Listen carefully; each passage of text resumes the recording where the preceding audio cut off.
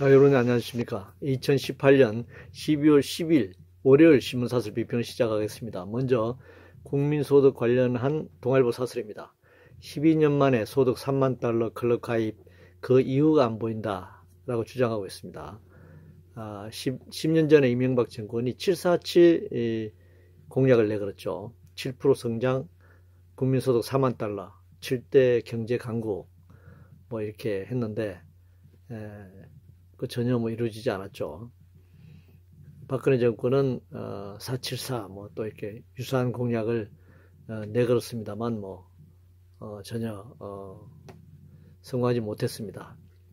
사실은 박정희 정권 때부터 60여 년 동안 수출과 성장 이것이 주요한 구호였죠. 슬로건이었습니다. 그런데 그 성장이 누구에 의해서 그 성장을 하게 되는 거고 또 성장의 과실이 어떻게 분배되는가 이런 것을 사실 말하지 않았습니다. 정부의 그 정권에 의한 경제 슬로건이고 또 자기 정치적 어떤 치적으로 선전해왔고 또 계속 이 거시경제 지표를 상향으로 목표를 조정한 다음에 국민 총동원령을 내려서 그걸 끌고 가는 그런 것에만 지금 매진한 것이죠. 예를 들면 3만 달러라고 하면 3인 가족이라면 9만 달러, 약 1억 원 정도가 배분되는 거잖아요. 근데 과연 그런가? 예를 들면 우리가 맞벌이 부부라고 했을 때 알바 수준의 맞벌이 부부를 하는 부부의 연간 소득은 그렇게 되면 현재 수준에 보면 한 약 3만 달러 정도 되죠. 그럼 자녀가 둘이 있다고 했을 때 4인 가족 기준으로 하면은 그 가족은 1인당 7,500달러가 되는 겁니다. 그러니까 전체 평균은 3만 달러이지만 빈부격차가 이렇게 커지고 소득의 높은 소득의 소수의 높은 소득을 가진 계층이 부를 집중적으로 소유하게 되고 또 이 성장의 과실을 소수의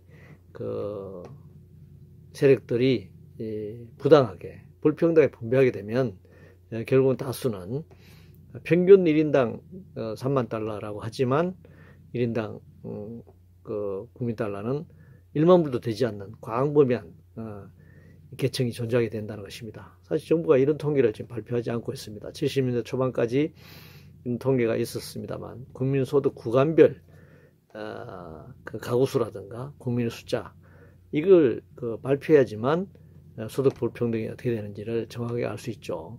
그런데 평균 3만 불만 계속 얘기하고 있습니다.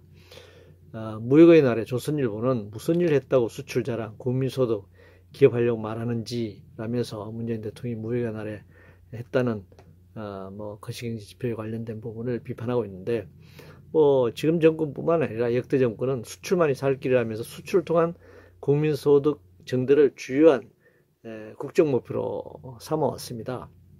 문재인 정부는 소득주도 성장이다라는 표현은 그렇게 했지만 결국 성장론을 기초로 하고 있는 것이고 소득주도 성장에 대한 이제 비난과 공격이 계속되니까 혁신 성장, 자본이 요구하는 혁신 성장을 받아들여서 포용 성장이다 이렇게 전부 성장을 해요. 소득주도 성장, 혁신 성장, 그것을 합한 포용 성장 이렇게 가져갔는데 결국은 성장의 논리라고 하는 것이 한국 경제 구조적인 측면에서 보면은 수출 주도형 성장일 수밖에 없는 것이잖아요.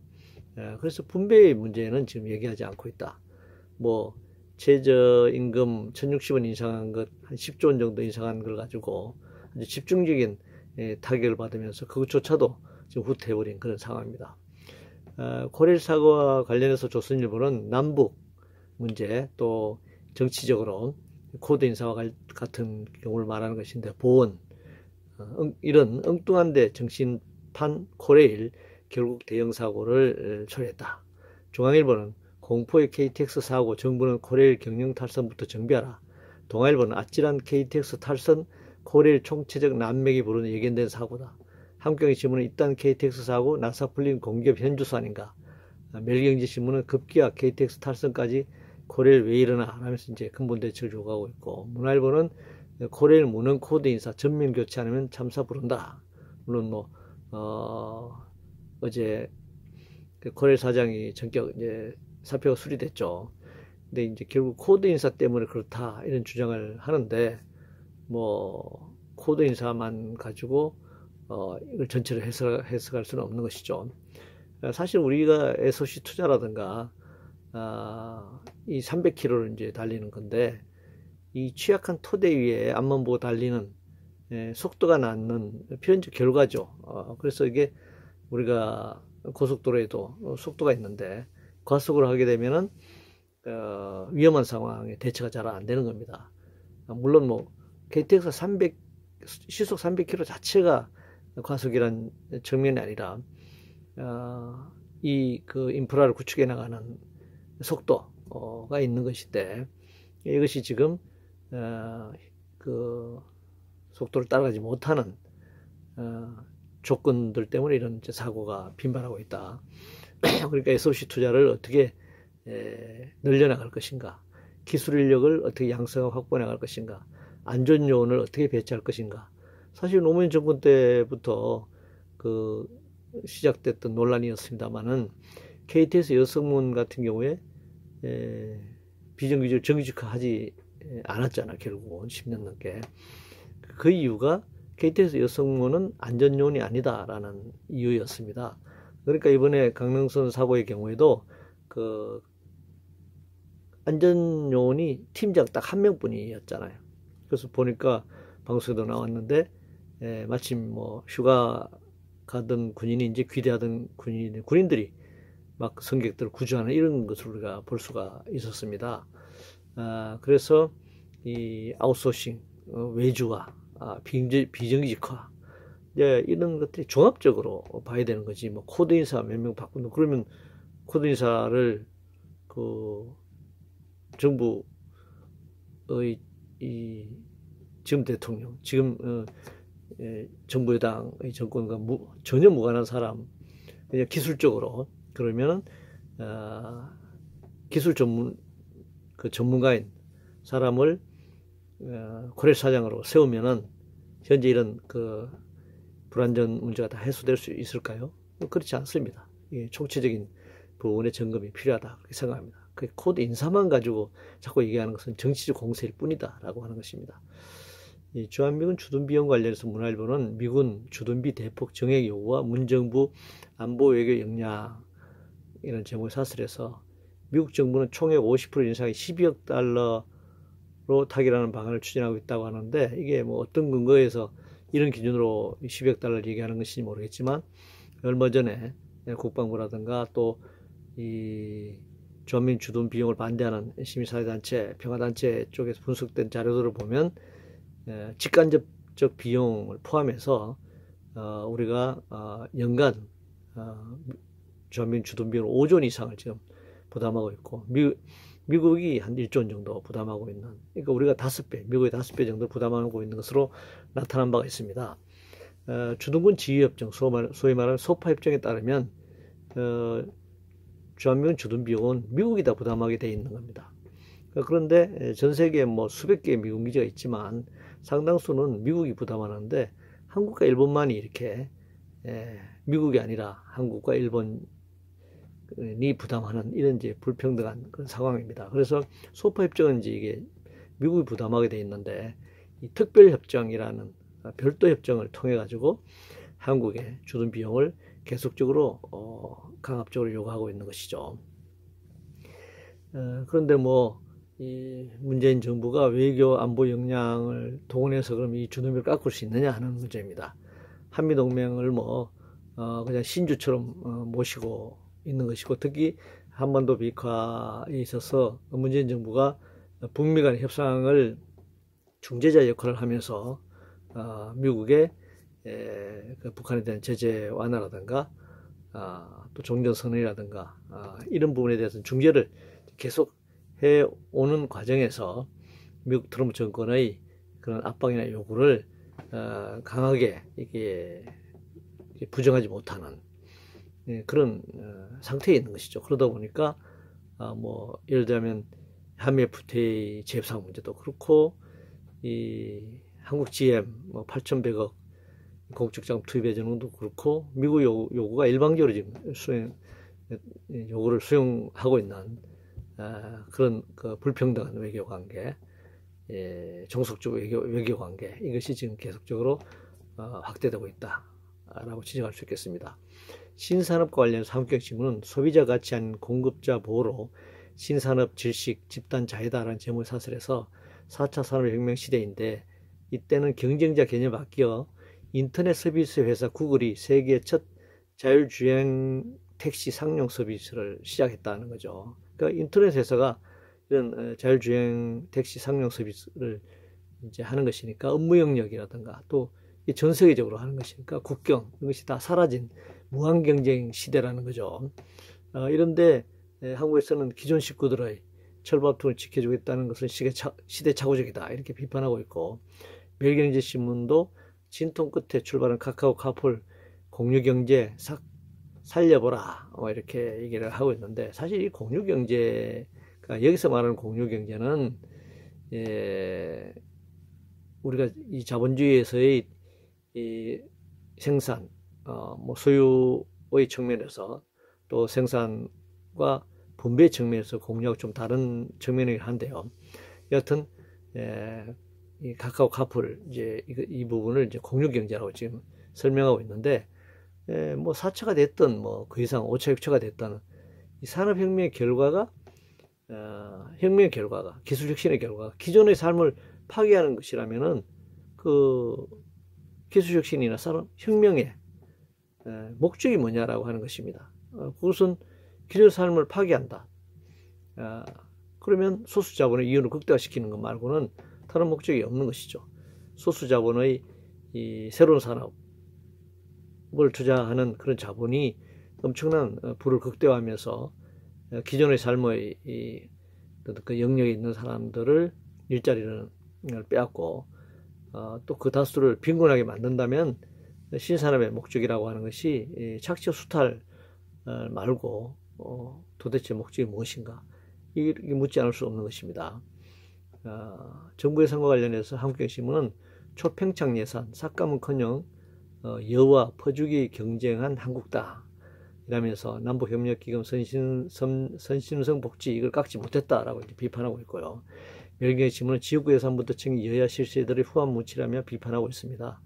근데 뭐 복지 등 퍼주기 예산이다, 계속 퍼주기 예산이라고 주장하는데, 뭐 북한에 뭐 남북협력기금 하면은 북한 퍼주기 이렇게 말하고, 또 복지 예산을 늘리면은 또 우리 남은 국민들을 상대로 국민들에게 퍼줬다, 이렇게 이제 주장하는데, 이런 퍼주기 예산, 복지 등 퍼주기 예산이라고 표현하는 것은 굉장히 과장된 주장이죠. OECD 국가 복지 예산 어떤 비중과 비교해야 하고, 특히 조세 부담률이 굉장히 낮은 상태입니다.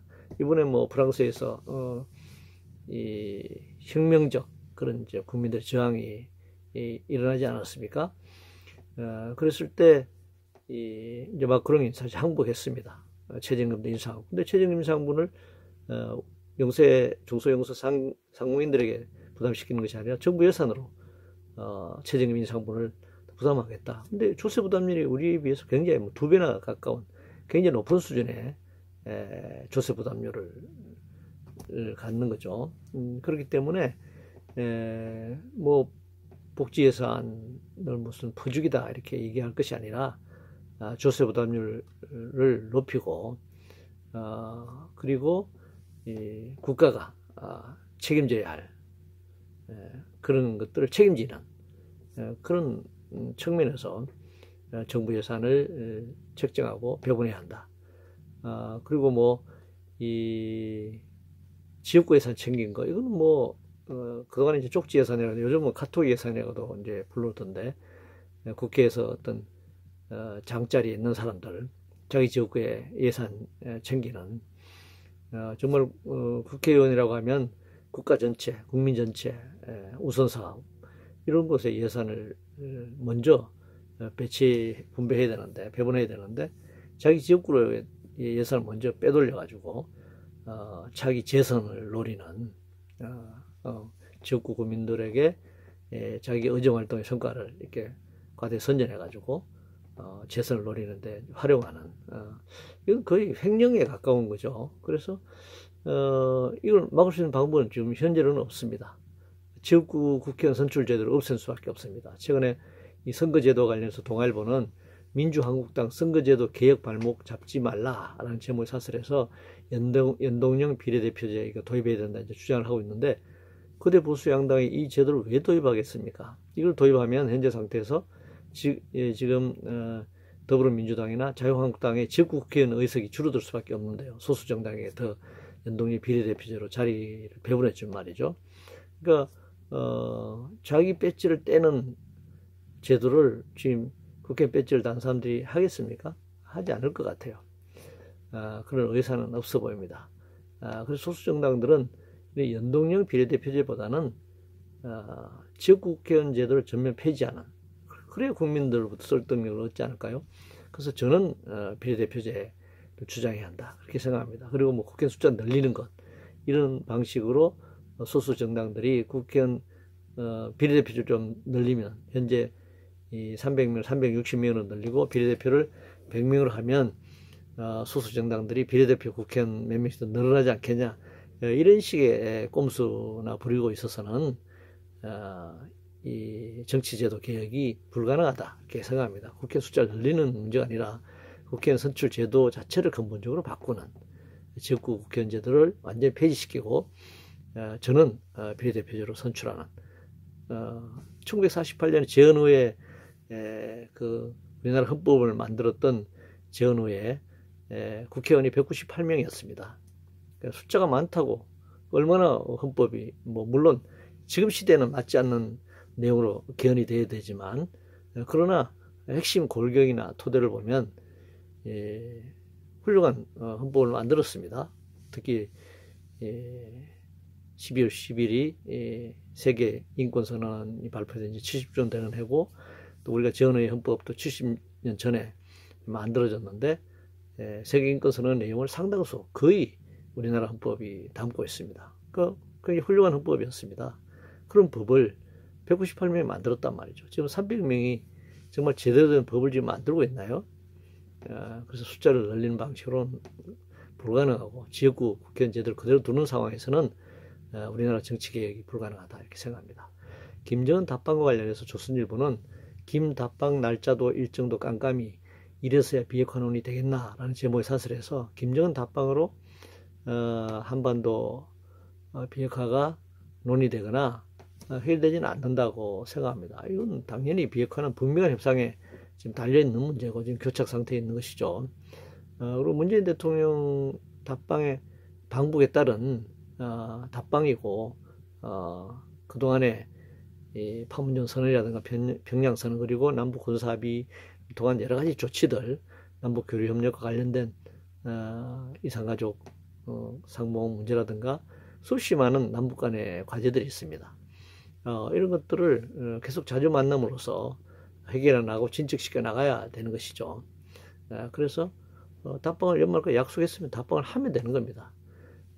정상회담을 하는데 날짜도 잡지 못하는 상황, 이 날짜를 잡는 것조차도 뭔가 극적인 어떤 상황들을 만들어가면서 이게 정상회담이 이루어진다면은 정상외교가 아니죠. 우리가 정상국가로서 국제사회에서 모습을 드러내려면 최소한 이런 일정 정도는 공개돼야 하고 또 예측 가능해야 한다. 그래야 정상외교다 이렇게 생각합니다.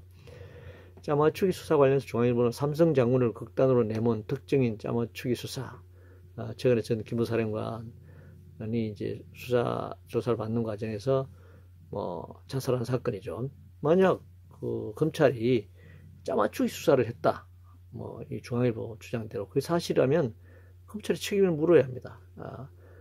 검찰은 법률에 따라 수사 원칙에 따라서 수사 기법을 동원해야 되는 것이지, 정치적으로 짜맞추어서 수사를 해서는 안 되죠. 그러면 이건 정치 보복이라는 얘기를 들을 수밖에 없고, 그러면 이게 정권이 또 바뀌었을 때는 또다시 그 보복이 반복되는 상황으로 갈 수밖에 없다라고 생각합니다. 그래서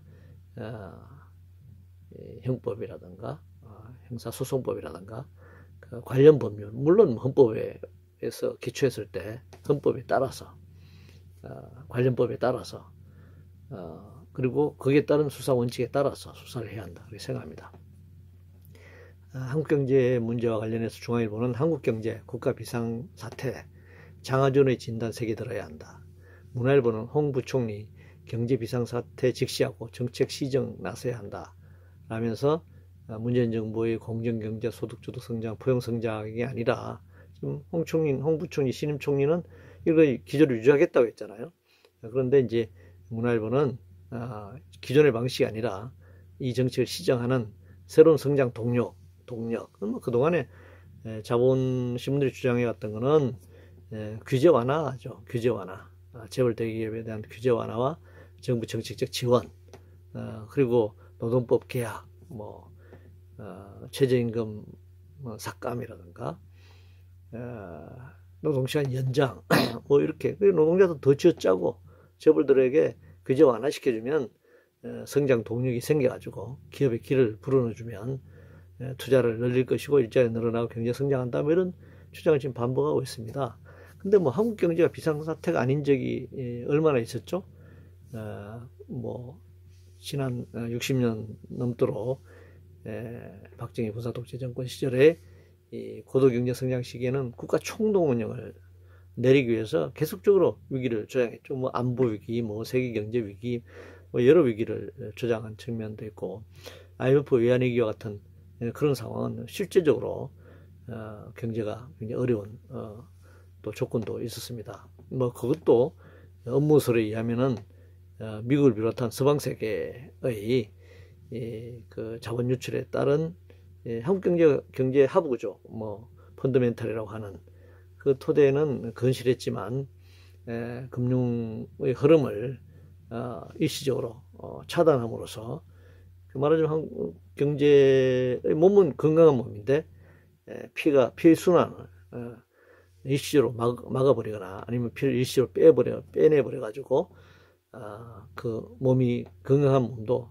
기능을 마비시키게 만드는 그런 업무론의 측면도로도 우리가 분석할 수 있습니다만, 최근 영화 국가부도의 날에서도 여러 가지 허구적인 측면으로 영화를 구성했습니다만 상당 부분 그 시기에 여러 가지 쟁점들을 지금 그 영화에서 지금 얘기를 하고 있는데요. 그런 IMF 외환 위기 같은 상황도 물론 비상사태라고 할 수 있습니다. 그러나 그건 한국 경제만이 아니죠. 한국 경제만이 비상사태에 있는 것이 아니고 오늘날 세계화된 자본주의 경제는 어느 나라나 이런 그 험난한 바다 위에 떠 있는 일의 편주와 같은 그런 상황입니다. 그런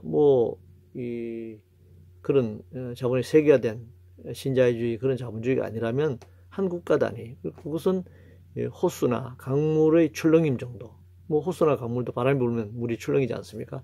그런 정도에 떠 있는 배하고 지금처럼 완전히 그 폭풍우가 몰아치는 거센 풍랑이 언제든지 일어나는 그런 바다 위에, 깜깜한 바다 위에 그런 떠 있는 배와 같은 그런 상황이죠. 오늘날 세계 경제 상황이라고 하는 것이.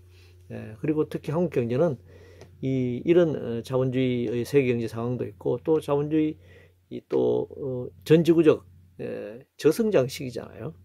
경제 침체 시기니까 거기에 수출 주도형 경제 성장으로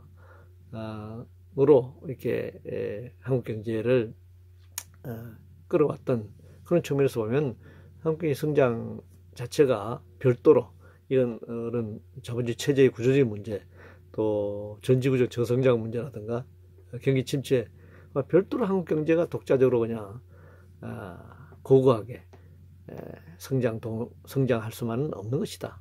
영향을 받을 수밖에 없다는 것이죠. 그리고 지난 수백 년의 역사에서 그 어떤 정권이나 정치 세력도 자본주의 체제의 구조적 위기를 경제 정책으로 극복한 적은 없습니다.